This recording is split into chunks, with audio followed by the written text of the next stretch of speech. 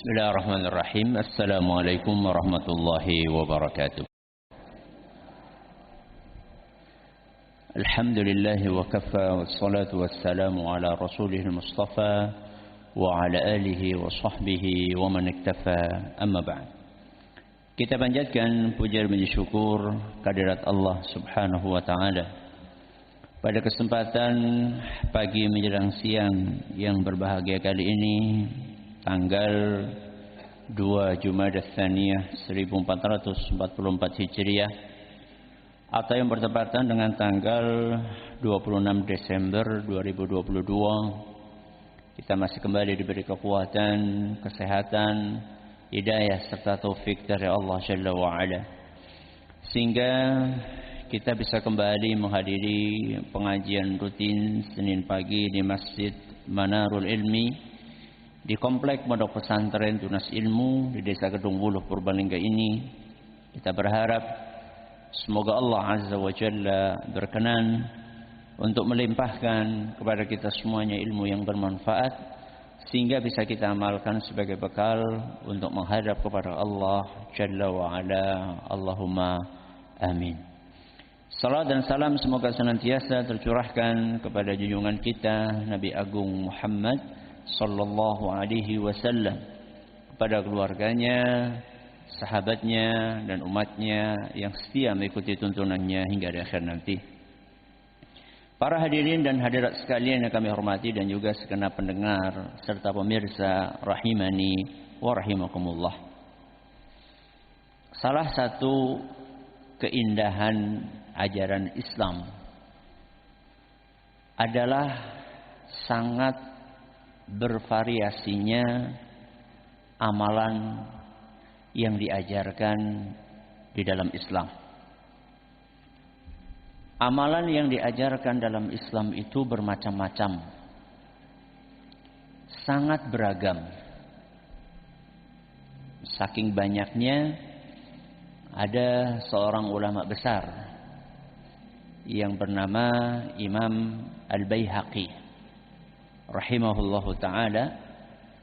Beliau berupaya untuk mengumpulkan amalan-amalan itu dalam sebuah buku. Buku itu beliau beri judul Al-Jami' li Syu'abil Iman, himpunan cabang-cabang keimanan. Perkiraan jenengan tebalnya seberapa? Segini? Apa segini? Jenengan tahu tebalnya? Dari sini sampai sini. Dari ujung tangan kanan saya sampai ujung tangan kiri. Sekitar berapa belas jilid? Kalau jenengan pengen lihat fisik kitabnya, silahkan melihat di perpustakaan pondok. Al-Jami' li Syu'abil Iman. Beliau berupaya mengumpulkan semampu beliau amalan-amalan yang diajarkan dalam Islam. Boleh maca kapan Ustaz? Jadi untuk boleh ngamalakan kapan, tapi boleh maca kapan? Ya bahasa Arab, bukan bahasa Indonesia. Ya. Arab gondrong apa gundul? Ya Arab gundul. Waduh, saya sing gondrong biangel. Mulane sinau. Ya. Apa yang saya sampaikan tadi itu sekedar memberikan gambaran kepada kita bahwa dalam Islam itu amalan itu banyak sekali. Sangat bermacam-macam, sangat beragam. Yang jadi pertanyaan, kenapa kok Islam memberikan alternatif amalan yang sangat banyak kepada kita? Jawabannya adalah karena potensi satu manusia dengan manusia yang lain Sama atau berbeda? Berbeda-beda.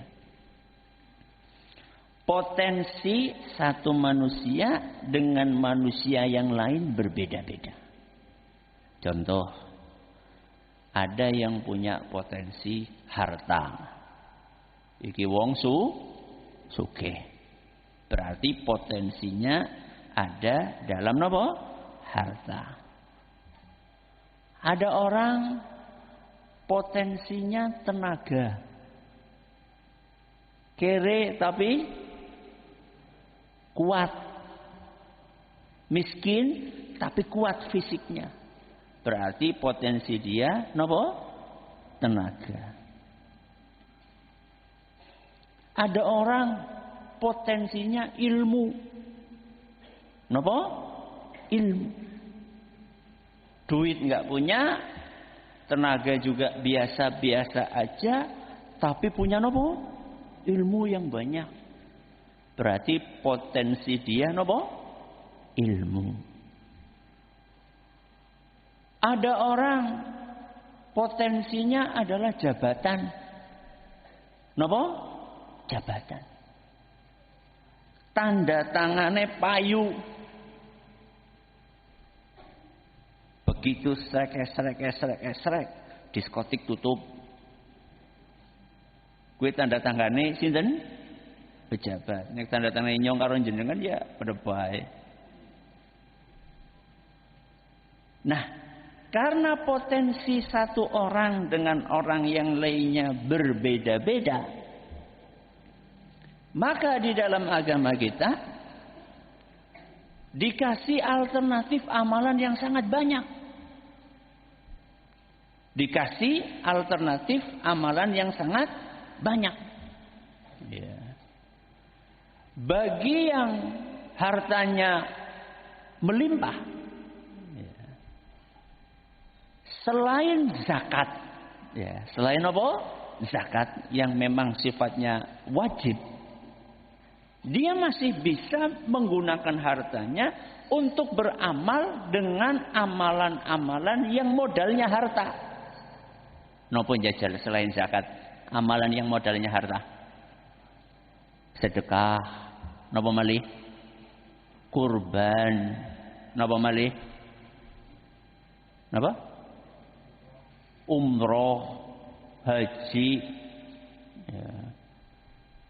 Aku wis umroh, wis haji Ustaz. Umroh sunnah, haji sunnah. Ya. Sampun Ustaz, wong tuane jenengan dihajikaken.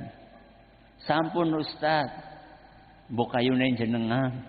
Sampun Ustaz, se-RT diberangkatkan apa? Haji. Itu yang potensinya apa wau? Harta. Ada orang nggak punya duit banyak tapi punya fisik yang kuat. Apa Ustaz orang yang kuat fisiknya? Puasa. Napa? Puasa. Dia nggak hanya sekedar bisa puasa Ramadan, tapi dia juga bisa puasa sunnah. Contohnya napa? Senin Kemis. Apa lagi? 13, 14, 15 setiap bulan. Puasa napa? Ayyamul Bid. Wah, dia masih kuat lagi. Tambahi puasa Daud. Ya, sehari puasa, sehari tidak. Fisiknya masih kuat Ustaz. Tambahi selain sholat wajib, tambahi sholat sunnah. Jadi yang namanya sholat tahajud itu nggak cuma di bulan Ramadan taraweh. Di luar Ramadan pun dia bisa 11 rakaat, 13 rakaat, bahkan lebih dari itu. Karena dia punya potensi, napa wau? Tenaga fisik. Ada orang potensinya ilmu. Entah itu ilmu agama atau ilmu dunia. Ilmu agama ya mulang, ngisi pengajian, nulis buku yang isinya adalah ilmu agama yang disebarkan. Entah itu disebarkan dalam bentuk tulisan kertas, atau disebarkan di media sosial, atau disebarkan dalam bentuk rekaman, suara maupun video, audio maupun video, itu potensi apa? Ilmu. Kalau ilmu dunia Ustaz, ya tergantung ilmunya ilmu apa. Arsitek. Ya. Maka cara dia beramal adalah menggratiskan arsitek masjid. Ada orang pengen bangun masjid ngene. Aku bae sing gambar. Free. Ya, itu namanya beramal dengan ilmu yang dia miliki. Itu kalau ilmunya arsitektur. Ustaz, saya bukan arsitek tapi dokter. Yang jenengan beramal dengan ilmu jenengan. Pasien nggak mampu, pripun? Gratis. Ya. Pasien setengah mampu, pripun? Separuh bayare. Ya. Itu namanya beramal dengan ilmu. Jadi kenapa Islam itu memberikan alternatif amalan yang sangat banyak? Karena potensi satu orang dengan orang yang lain itu berbeda-beda. Semuanya bisa masuk surga. Menggunakan potensi yang dimilikinya masing-masing. Tapi, wonten tapi nih nggih. Amalan-amalan yang sebanyak tadi itu tidak satu level, tidak satu tingkat. Saya kasih contoh. Salat duhur kali salat duha. Napa? Salat duhur dengan salat duha. Levelnya sama atau beda? Beda. Lebih tinggi mana? Zuhur. Nggih, sampun. Salat subuh kali salat tarawih. Sama atau beda? Beda. Lebih tinggi mana? Subuh. Mulane pas Ramadan ramene kapan? Subuh. Apa tarawih? Baik kan? Ya. Levelnya tidak sama. Ya. Antara rukun Islam, rukun iman, nggih, dengan ngasih minum kucing. Ngasih minum apa? Kucing. Sama atau beda? Rukun iman, rukun Islam dengan ngasih minum kucing. Levelnya sama atau beda? Beda. Lebih tinggi mana? Rukun iman, rukun Islam. Ini harus kita mengerti. Kalau boleh diumpamakan seperti bangunan, kalau boleh diumpamakan Islam itu diibaratkan bangunan, maka yang namanya bangunan ini elemennya itu banyak. Bagian bangunan itu banyak. Ada bagian yang mutlak harus ada. Ada bagian yang harus ada. Tapi kalau tidak ada masih bisa berdiri bangunannya. Ada bangunan, bagian dari bangunan itu yang sifatnya pelengkap. Ya, saya kasih contoh misalnya. Bagian bangunan yang harus ada. Kalau tidak ada bagian itu maka bangunannya nggak berdiri. Nopo njajal? Pondasi. Napa? Pondasi. Bangunan nggak ada pondasinya, ya nggak bisa berdiri. Bisa Ustaz, ya dia baik, ambruk. Apalagi yang mutlak harus ada selain pondasi, tiang. Jadi nek tiangnya dibuang pripun? Rubuh. Gak ada bangunan. Oke, ini bagian yang mutlak harus ada. Kemudian ada bangunan, ada bagian bangunan yang harus ada tapi nggak mutlak. Kalau nggak ada pun tetap bisa bangunan itu berdiri. Contohnya apa? Tembok. Contohnya apa? Tembok. Ada nggak bangunan berdiri tidak ada temboknya? Contohnya pendopo, joglo, ada temboknya enggak? Enggak ada. Ya, tapi bisa tetap berdiri. Sudah. Ada bagian dari bangunan yang sifatnya cuma pelengkap pemanis. Contohnya apa, Bu? Ventilasi. Rumah nggak ada ventilasinya, bisa nggak ditinggali? Bisa, tapi pengap. Tapi bisa orang tinggal di situ. Tetap bisa dikatakan sebagai bangunan. Nah, kalau boleh diumpamakan, Islam seperti bangunan, ada bagian-bagian dari ajaran Islam yang mutlak harus ada. Contohnya adalah tadi rukun Islam sama rukun apa? Iman. Ini harus ada. Tidak ada rukun iman, nggak ada rukun Islam, ya nggak ada bangunan. Bangunan yang beragam, yang bernama bangunan Islam. Contoh nih, rukun iman nomor 1 apa? Rukun iman nomor 1, iman kepada Allah. Ada orang ngakune Islam tapi nggak percaya dengan Allah. Islam atau bukan? Ya bukan. Wong nggak ada pondasinya kok. Ya. Ada orang ngakunya Islam, nggak baca syahadat. Puasa Senin Kemis 50 tahun. Tapi mboten maca napa? Syahadat, nggak mau syahadat. Islam atau bukan? Bukan. Karena ini bagian mutlak yang tidak boleh nggak ada, harus ada terus. Rukun iman sama rukun apa? Islam. Terus setelah yang pokok ini, ada bagian dari Islam yang hukumnya fardu ain. Fardu ain itu apa? Fardu ain itu wajib atas masing-masing dari kita. Contohnya apa itu, Ustaz? Yang fardu ain tapi bukan rukun iman, bukan rukun Islam. Contohnya adalah birrul walidain. Napa bu birrul walidain?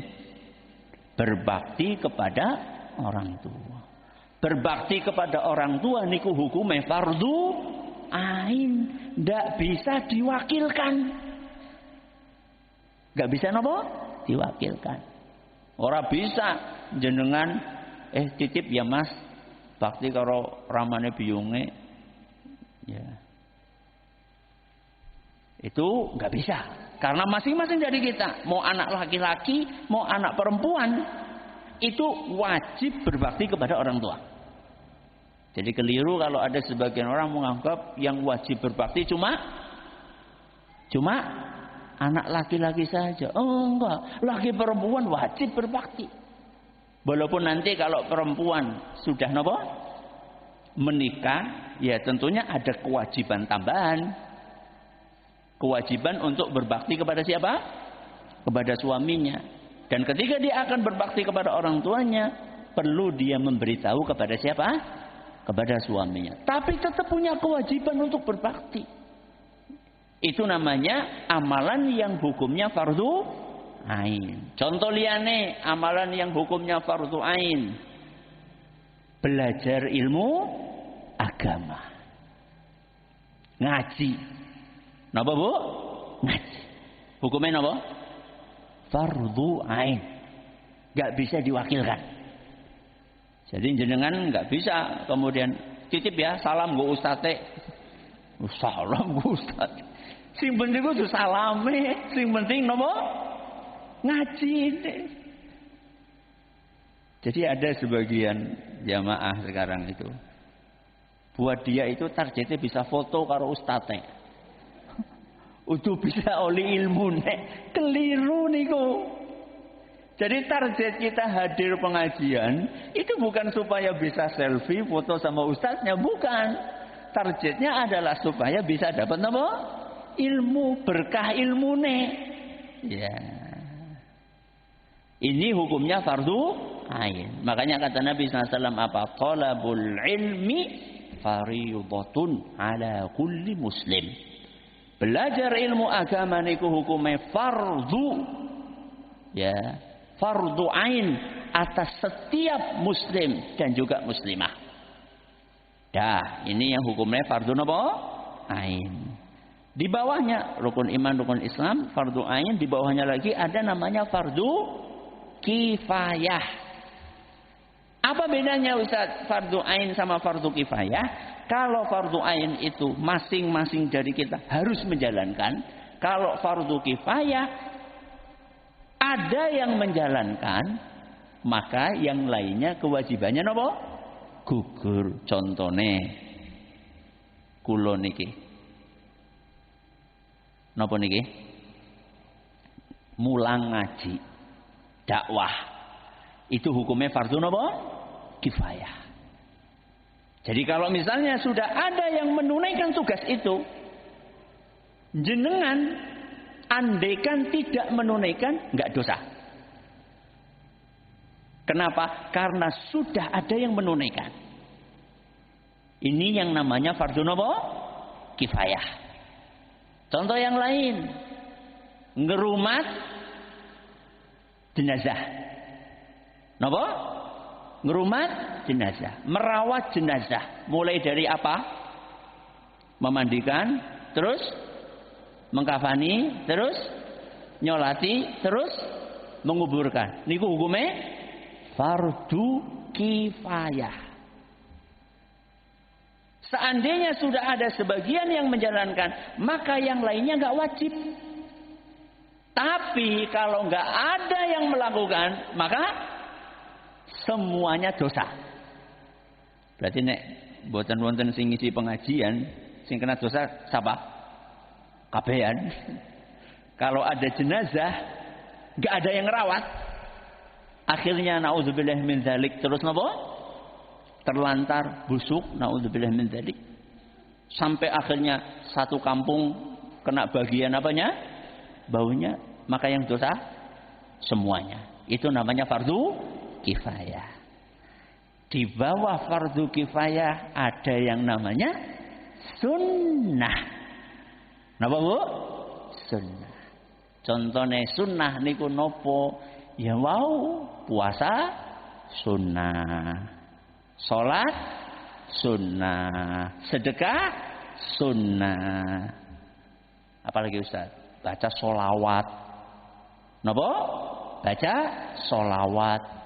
Selain di dalam sholat ya, selain yang ada dalam sholat, yang ada dalam tahiyat. Di luar sholat kita baca sholawat, itu hukumnya sunnah. Nah, Islam itu agama yang teratur, agama yang rapi, agama yang tidak asal-asalan. Mengajarkan kepada kita kalau mau beramal itu yang diprioritaskan, yang paling dipentingkan itu adalah yang mutlak harus diwujudkan, yaitu nomor 1 rukun iman, rukun Islam. Ibarat kita bikin bangunan, yang pertama kali kita bangun apanya dulu? Pondasi. Ana wong bangun bangunan pertama kali masang luster. Mau dipasang di mana? Wong nggak ada pondasinya, mau dipasang di mana? Jadi kalau kita mau beramal, itu bukan milih sing sunnah dhisik. Tapi amalkan yang rukun iman, rukun Islam dulu. Saya tanya sama jenengan, lebih baik mana? Lebih baik mana? Orang rajin sholat 5 waktu. Orang rajin sholat 5 waktu. Si A, ben gampang. Sinten? Si A. Rajin sholat 5 waktu, masya Allah. Tapi nggak pernah puasa Senin Kemis. Nggak pernah apa? Puasa Senin Kemis. Sama si B, rajin puasa Senin Kemis, tapi ora tau sholat. Saya tanya, bagus mana? A apa B? Ya bagus C. Sing sholat karo sing puasa. Iya kan pertanyaannya bukan A, B, C. Pertanyaannya tadi nopo? A sama B. A sama B. Itu lebih bagus A. Kenapa? Karena dia menjalankan rukun Islam. Apa tadi rukun Islamnya? Sholat.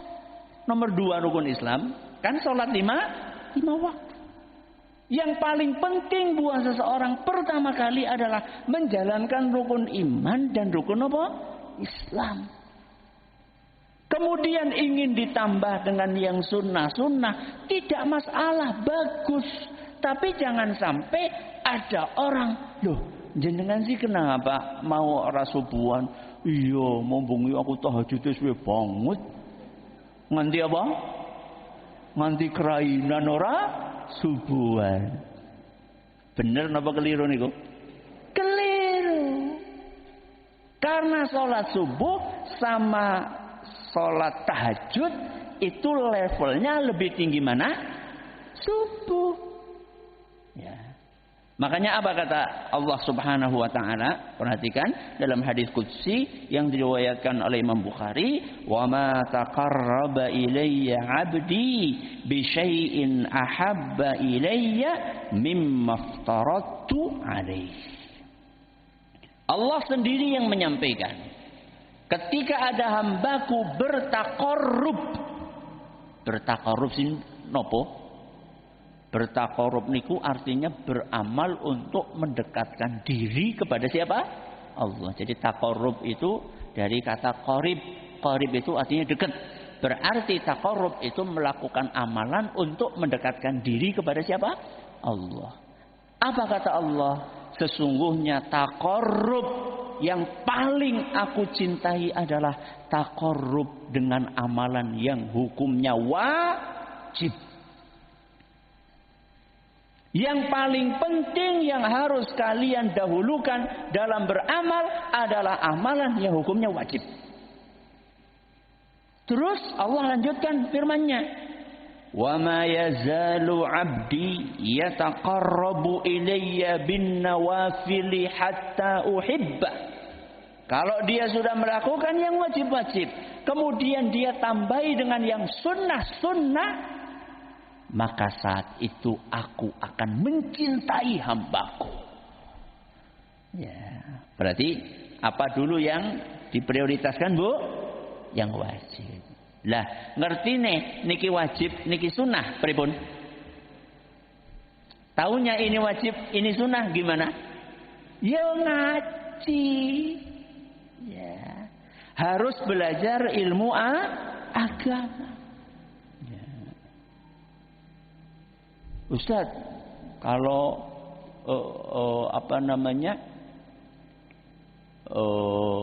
belajar ilmu agama, apa semuanya wajib itu Ustaz?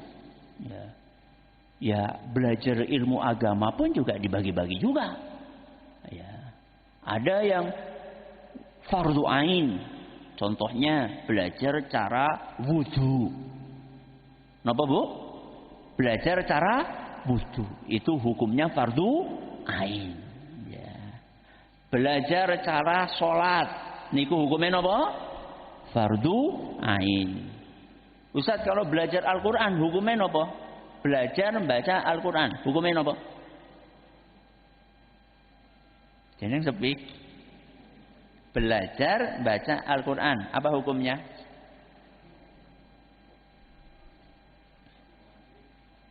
Tergantung yang dipelajari apa. Kalau Al-Fatihah, napa? Al-Fatihah, maka hukumnya wajib. Karena itu rukun sholat. Ya. Selain Al-Fatihah, Ustaz, hukumnya apa? Sunnah. Hukumnya sunnah. Alhamdulillah, berarti orang sasinau. Yaudah kayak gue. Ini kebiasaan buruk sebagian orang tuh kayak gitu. Hukumnya apa Ustaz? Sunnah. Alhamdulillah sunnah tok iki. Bukan seperti itu. Ya. Sunnah itu kalau dikerjakan dapat pahala. Kalau nggak dikerjakan nggak dapat pahala. Ya, untung nomor rugi? Rugilah. Ya. Jadi kita mempelajari mana yang wajib, mana yang sunnah itu bukan untuk meninggalkan yang sunnah. Ya, ada sebagian orang kayak gini. Sholat fardu, sholat jamaah. Sholat apa? Jamaah. Ustaz, sholat jamaah di masjid itu hukumnya apa toh? Kalau Ustaz yang jawab sunnah, alhamdulillah. Ngesuk orang mangkat masjid. Gak seperti itu. Ya memang betul.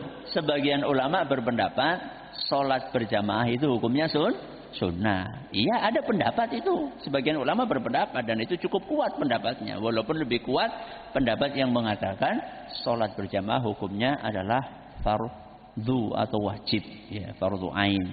Itu lebih kuat pendapat itu. Tapi kalau kita mau pakai pendapat yang mengatakan sholat berjamaah itu hukumnya sunnah, itu bukan berarti kemudian kita abaikan, kita remehkan. Wah, ukur sunnah tok iki. Buktinya apa? Buktinya diriwayatkan Imam Syafi'i rahimahullah. Beliau adalah salah satu ulama yang berpendapat bahwa sholat berjamaah hukumnya sunnah. Beliau itu dalam keadaan sakit berat pun tetap berangkat kemana? Ke masjid. Padahal beliau berpendapat sholat berjamaah hukumnya sunnah. Karena para ulama kita dahulu mempelajari sesuatu, ini hukumnya apa? Untuk diamalkan. Kalau kita mempelajari sesuatu hukumnya apa, nek wis ngerti sunnah untuk ditinggalkan. Gue bedane dewek karo ulama. Sudah. Ini hadis yang pertama. Maka dalam beramal itu tidak boleh semaunya. Ya. Ketika kita akan beramal itu nggak boleh pilih semaunya. Jangan sampai kita itu didikte oleh hawa nafsu. Ustadz, masa beramal sampai didikte oleh hawa nafsu? Iya, karena beramalnya bukan ikut aturan agama, tapi ikut nafsu yang ada dalam diri kita. Ada sebagian orang, kenapa kamu kok sangat menjaga amalan ini? Wong gampang, penak, ya, orang ragat. Ya. Loh, kenapa yang itu nggak dikerjakan? Ah, berat itulah. Ya, nggak cocok dengan selera aku. Loh, kok selera? Jadi beramal itu bukan berdasarkan selera. Ya. Tapi berdasarkan aturan agama. Mana yang wajib kita kerjakan? Apalagi yang rukun sama yang rukun iman sama yang rukun Islam. Kita pelajari, kita perbaiki akidah kita. Nanti setelah itu kita tambah dengan amalan yang wajib-wajib yang lainnya. Nah, kalau memang yang wajib-wajib ini sudah kita kerjakan, kemudian kita punya potensi lebih. Ada yang potensinya ilmu, ada yang potensinya harta, ada yang potensinya apa tadi? Jabatan, ada yang potensinya tenaga. Ustadz, saya ini sudah melakukan banyak amalan tapi masih over apa jenenge? Over tenaga. Ya wis, bersih-bersih apa? Masjid. Ya. Amal soleh atau bukan? Amal soleh. Ya. Jadi jangan dipikir loh kayak kerjaan marbot. Kita ibu-ibu kalau jenengan berangkat ke masjid kemudian ngoseki kamar mandi masjid, dapat pahala atau tidak? Insya Allah dapat. Ya. Ada enggak kloset kamar mandi yang perlu dikoseki? Banyak. Ya. Betapa banyak masjid-masjid yang kamar mandinya nopo sangat kotor. Sampai ada seorang ustadz ya ngisi pengajian di komplek elit. Orangnya kaya-kaya di situ. Sebelum ngisi pengajian dia sempat sholat di masjid yang ada di komplek perumahan elit itu. Ternyata kondisinya mengecewakan. Kenapa mengecewakan? Beliau ini ustadznya pengen ke belakang. Untuk mencari toilet itu menggunakan indera penciuman. Bukan menggunakan indera penglihatan. Apa maksudnya? Hah? Jadi kalau nyari toilet di masjid itu nggak usah ngelihat tulisan mana toilet, tapi cukup mengandalkan indera penciuman, alias di sing paling pesing kuwi berarti kamar mandi. Ini padahal di perumahan apa? Elit. Kepriwe? Ya, perumahan elit nggak bisa jaga rumahnya Allah Subhanahu wa taala. Jadi ketika jenengan jadi orang kaya, kemudian jenengan masih punya tenaga, lalu bersih-bersih kamar mandi yang ada di masjid, dapat pahala atau tidak? Dapat insyaallah. Maka mari kita latihan untuk beragama sesuai dengan aturan agama, bukan beragama sesuai dengan keinginan atau selera kita. Jangan sampai kita beragama didikte oleh hawa nafsu kita. Mudah-mudahan yang sedikit ini bermanfaat. Masih ada sisa waktu, silahkan. Kalau ada yang mau bertanya bisa disampaikan. Baik, terima kasih Ustaz. Jazakumullah khairan. Kami bacakan pertanyaan pertama. Assalamualaikum warahmatullahi wabarakatuh. Waalaikumsalam warahmatullahi wabarakatuh. Ustaz, bagaimana kalau ada saudara yang kaya kemudian rajin ibadah, tetapi pelit sama orang tua dan sama adiknya yang kekurangan? Bagaimana hukumnya Ustaz? Jazakumullah khairan. Bagaimana hukumnya ada orang yang rajin ibadah, sholatnya rajin, okay? Puasanya rajin, tapi medit, tapi apa? Medit, pelit sama orang tuanya sendiri, ya. Pelit sama adiknya, sama saudara-saudaranya. Bagaimana hukumnya? Sholatnya bagus, meditnya elek, itu hukumnya. Ya. Sholat dia bagus, tapi pelit dia tidak bagus. Maka apa yang mesti dilakukan? Yang mesti dilakukan adalah mengubah perilaku. Yang mesti dilakukan adalah mengubah apa? Perilaku. Karena di dalam Islam yang perlu dijaga hubungannya itu bukan hanya hubungan kita dengan Allah, tapi juga hubungan kita dengan sesama manusia. Itu yang dalam ajaran Islam itu seperti itu. Yang sering diistilahkan dengan hablum minallah dengan hablum minannas. Jenengan sholat, jenengan puasa, itu namanya hablum minallah. Jenengan berbuat baik kepada orang tua, kepada saudara, itu namanya hablum minannas. Dua-duanya harus dijaga. Ya, dua-duanya harus dijaga. Hablum minallahnya dijaga, hablum minannasnya dijaga. Ya. Jadi nggak boleh timpang. Timpang itu contohnya tadi, sholatnya rajin, tapi sama orang tuanya sendiri. Butuh duit orang tuanya, kudu ngutang. Ya Allah, ini kebangetan temen niki. Masa orang tua harus ngutang sama siapa? Anaknya. Ya Allah. Apa kata Rasul SAW? Anta wa maluka li abika. Kamu dan hartamu milik orang tuamu. Kamu niki sinten Bu? Bocah, anak dan apa yang dimiliki oleh anak itu milik orang tua. Kok bisa-bisa nih ngutang? Ya. Sudah ngutang kayak gitu, golek nagih ora jamak. Nanti wong tuane lara. Ya. Sampai orang tuanya sakit karena bolak-balik ditagih sama siapa? Anak. Ini anak model apa? Ya. Jadi kalau bisa, apa yang bisa kita berikan kepada orang tua kita, apa yang diperlukan oleh orang tua kita, kita berikan. Ya. Minimal untuk membalas jasa siapa? Orang tua kita. Masa orang tua kita butuh susu, bayangkan. Butuh apa? Susu. Itu ya Allah belikannya. Kalau belum dihubungi nggak akan dibeli-belikan. Dan jenengan sih minum ASI orang tua jenengan itu berapa lama? Minimal gue ganti apa Bu? ASI lah minimal. Ya. Jadi menjaga hubungan baik bukan hanya dengan Allah, tapi juga dengan sesama manusia. Maka jawabannya diubah perilakunya. Nah, tugasnya kita sebagai saudara dari orang tersebut bagaimana? Kasih nasihat. Kasih nasihat. Ustaz, kalau saya yang ngasih nasihat biasanya nggak diperhatikan, Ustaz. Ya sudah, ini video ini nih. Ini kan ada videonya ini. Ya, jenengan potong, kirimkan. Ya. Mas ana pesen sang ustadz. Ya. Mbak ada pesan dari ustadznya. Mudah-mudahan bermanfaat. Kirim. Ya, supaya hatinya terbuka. Sambil didoakan tentunya.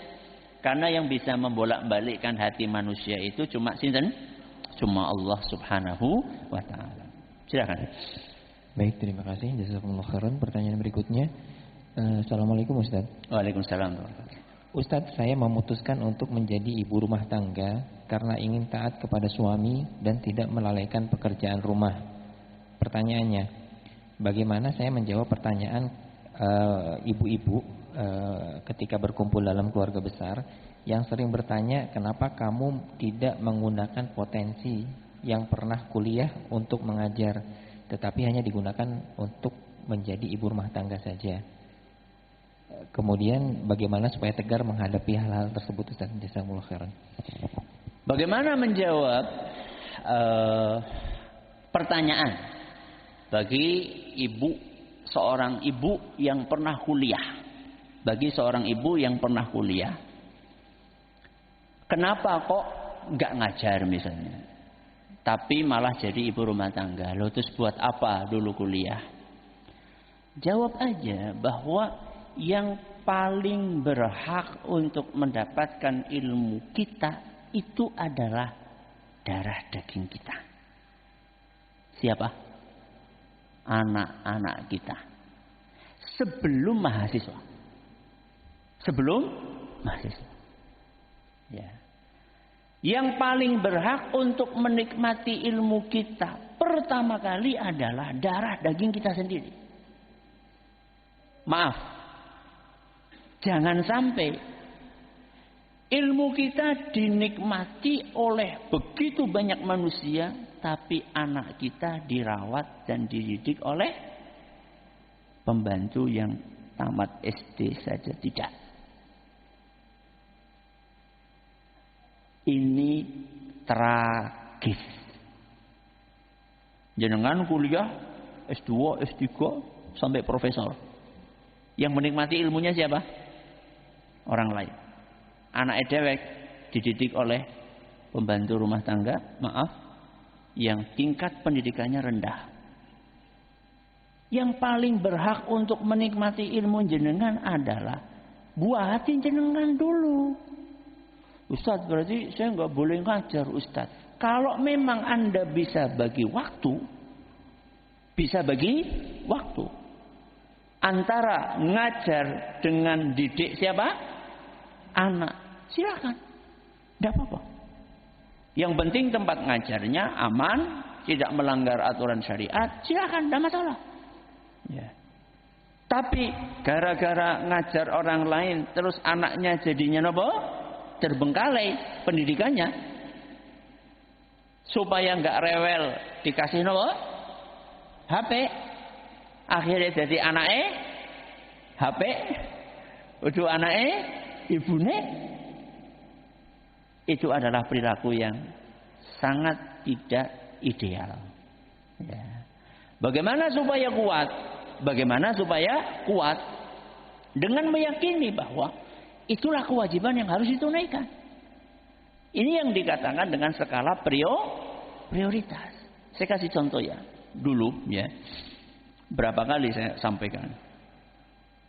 Kalau ada orang undang misalnya. Ada orang undang saya untuk ngisi pengajian. Di waktu yang memang. Waktu itu sudah saya dedikasikan untuk mendidik anak dan istri. Ngajari anak dan istri. Misal contoh ya. Contoh. Saya punya waktu untuk didik anak istri misal habis isya misal. Habis isya.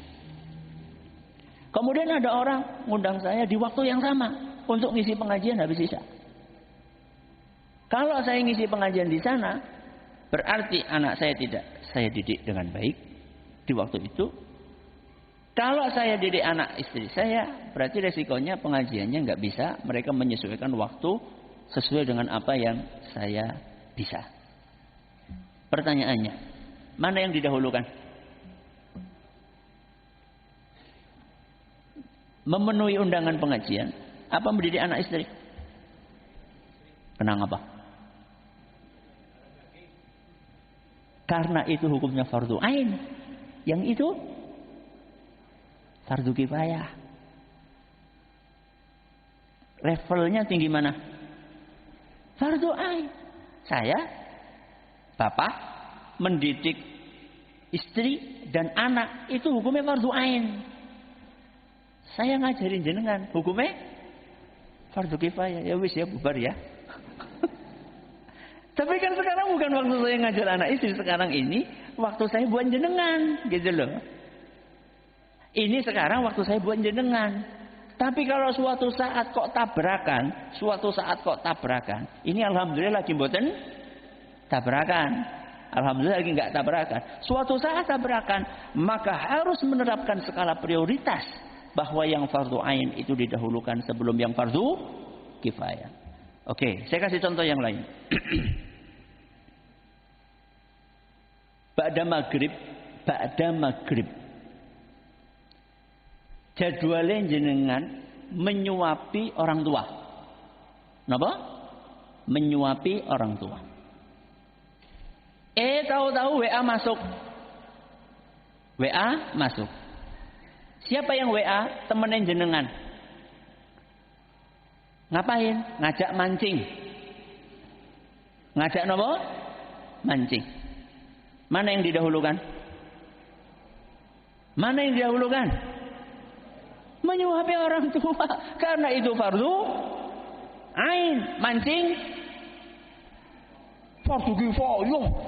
Fardu kifayah kang ngendi mancing fardu kifayah? Mancing itu hukumnya mubah. Mubah itu boleh. Itu level paling rendah. Sunnah wudu. Kok ada orang mancing sampai mengabaikan menyuapi siapa? Orang tuanya. Ini tuh nggak punya skala prioritas. Lah, Bu, yang namanya sholat sunnah, bayangkan sholat sunnah. Ya, itu bisa dibatalkan kalau ada panggilan dari siapa? Orang tua dan panggilannya mendesak. Bisa dibatalkan sholat sunnah. Apalagi mancing. Ya. Cukup nggih? Sudah jam 11. Terima kasih atas perhatiannya, mohon atas segala kurangannya. Kita akhiri dengan doa kafaratul majelis. Subhanakallahumma bihamdika asyhadu an la ilaha illa anta astaghfiruka wa atubu ilaik. Assalamualaikum warahmatullahi wabarakatuh.